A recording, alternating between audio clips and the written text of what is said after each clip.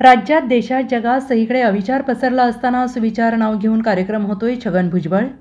राज्यात, देशात, जगात सगळीकडे अविचार पसरलेला असताना सुविचार नाव घेऊन कार्यक्रम होतोय. नाशिकमध्ये कलेचा सन्मान करणारे अनेक कार्यक्रम होत असतात.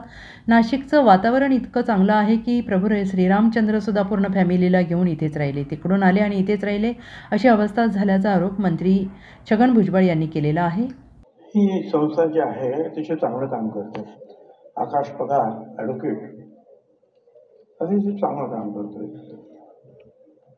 वेल एज्युकेटेड, वेल बिहेव्ड,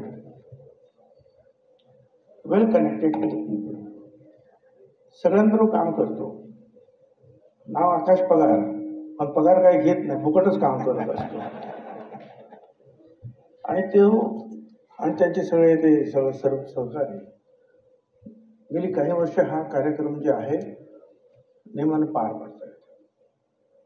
संस्थेचं नाव सुद्धा सुविचार आहे. ज्या वेळेला सगळीकडे राज्यात, देशात, जगात अविचाराचं ज्या वेळेला साम्राज्य पसरलेलं आहे त्यावेळेला सुविचार नाव घेऊन जे आहे हा त्यांचा कार्यक्रम होतो आहे. आणि त्या मंडळाला सुद्धा नाव त्यांनी सुविचार दिलेला आहे. एक उत्तम कार्यक्रम त्यांचा जो आहे तो जो खरं म्हणजे देशभरामध्ये सगळा गाजलेला आहे तो म्हणजे ह्या शेकडो युवकांना बरोबर घेऊन आपली जी गोदावरी माता नदी आहे तिचं प्रदूषण रोखण्यासाठी गणेशोत्सवाच्या वेळेला सुद्धा किंवा इतर कार्यक्रमाला नाशिकमध्ये अनेक मोठे कलाकार आहेत, क्रीडा क्षेत्रामध्ये लोक आहेत, वेगवेगळ्या जे धावपटू आहे, पोहणारे आहेत, मुलं मुली वेगवेगळ्या क्षेत्रामध्ये आमचे जे आहेत खेळाडू कलाकार सगळीकडे गाजत असतात. नाशिकचे कुसुमाग्रजांचं आमचं गाव म्हणजे ज्ञानक्षेत्र साहित्यिकांची मांदियाळीच इथे आहे. त्यामुळे ते काही सांगायलाच नको आहे.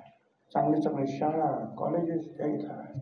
आणि सगळ्यात चांगलं म्हणजे नाशिकचं जे आहे क्लायमेट वातावरण आणि मी नेहमीच सांगतो आता एवढं चांगलं वातावरण या नाशिकचं आहे की प्रभू रामचंद्र सुद्धा पूर्ण फॅमिलीला घेऊन इकडेच राहिले,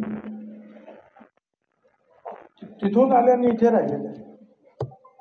एवढं चांगलं वातावरण आहे.